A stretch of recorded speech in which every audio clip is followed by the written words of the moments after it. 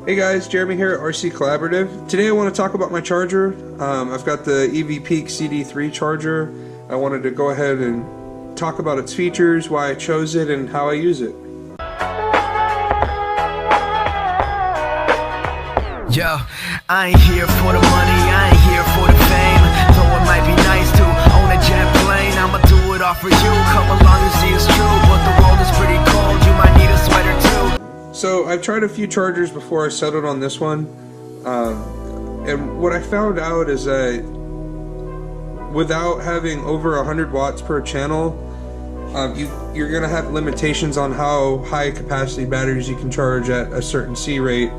So I had 7400 milliamp batteries that are 4S, and that you can't even charge at a 1C rating on 100 watts. This charger is 2 channels, 200 watts each, and the way that works is you can divide the voltage from the wattage, and that's how much amperage you get.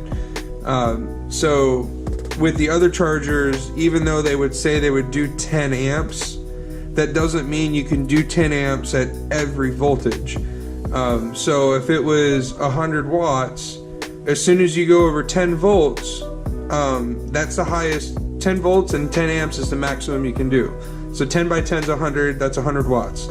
So if you go over 100 watts, then that's just, the charger just kind of stops. It doesn't stop. What it does is you could set it to like 8 amps, but it'll peak out at whatever the maximum it'll allow. With this charger, you've got 200 watts. So you could charge a 6S battery on this at 7.4 amps, no problem. So basically that's the reason that I picked this charger, is that it's the most powerful charger that you can find with 2 channels without building some sort of crazy contraption with a power supply and buying one of those other kind of chargers, and it gets complicated. This one's got more than enough power to do anything you want.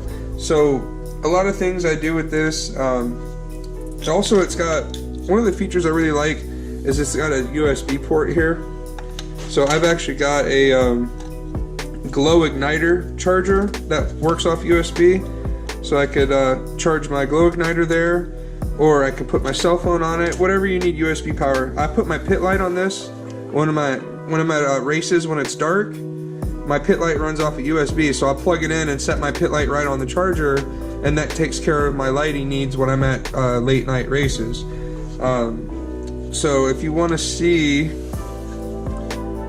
some of the features we have, so you get to control each channel separately. They have their own display. Let's see here. So we got Lipo Charging, lithium ion, LiHv, high voltage, which I use that for my ProTech batteries. These are high voltage batteries. Nickel metal hydrate. I charge my receiver battery with that.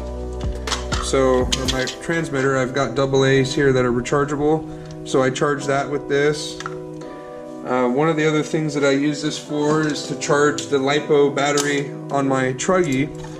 My Truggy's Nitro, and I have this contraption. You buy this. This is ProTech RC battery charge lead, and the way this works is you plug the balance lead here. Plug it into the charger as normal, but on the battery you only plug it in to the balance port. So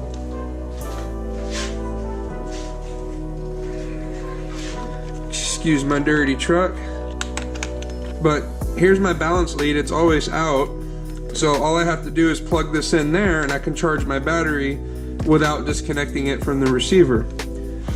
So this is a ProTech charge lead, works great.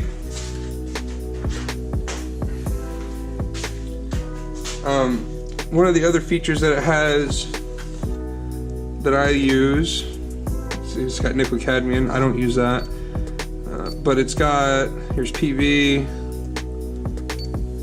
This right here is digital power. So with this, you can set any voltage and any current you want. And earlier I was just using it to test a car relay for my Honda. It's not starting.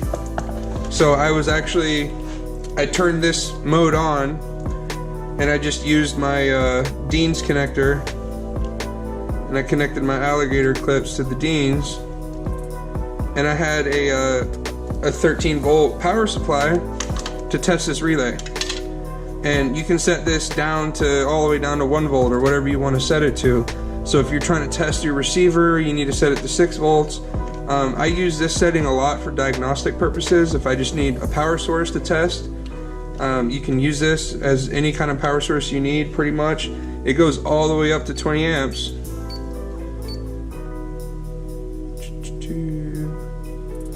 Go, go, go, go, go. See, it maxes out at 200 watts. So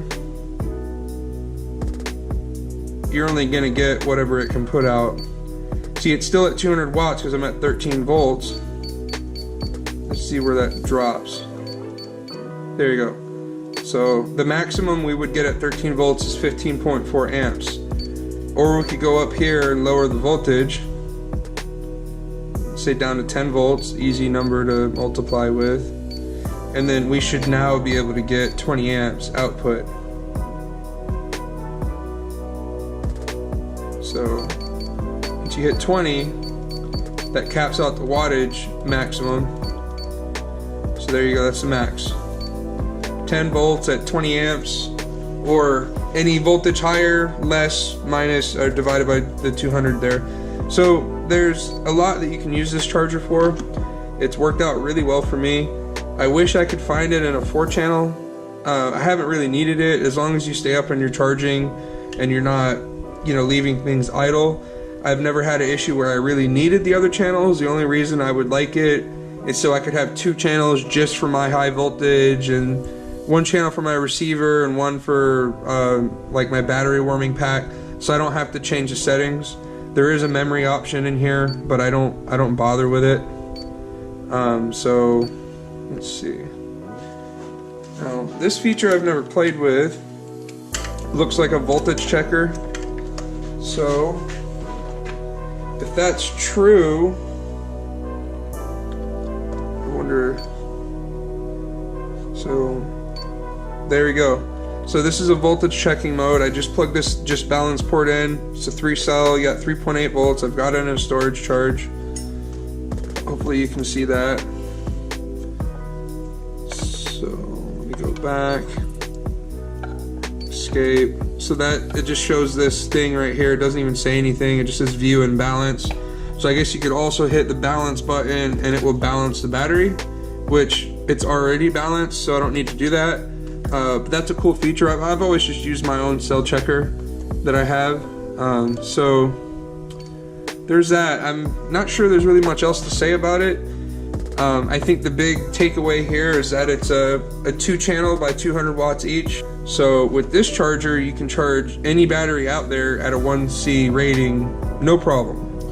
And then for the guys out there that want to charge above 1C rating, this charger would still do it. You would have plenty of wattage left over on each channel to go above that. So if you have any questions, put your comments below. I hope this helps somebody pick a charger. You know, like I said, besides it being a 2-channel and not a 4-channel, I think it's a great charger, and I don't think you can beat it for the price. You can get it at Banggood for like $159, or get fpv.com, and some other places have them for like $200. And then there's other brands of this exact same thing under other names, but EVPeak is the least expensive, and this is what I've been using. So like I said, you got any questions, let me know, put them in the comments. Have a good day. Thank you. Thank you so much for watching my videos and supporting me. Please don't forget to like, subscribe, and most importantly, comment below.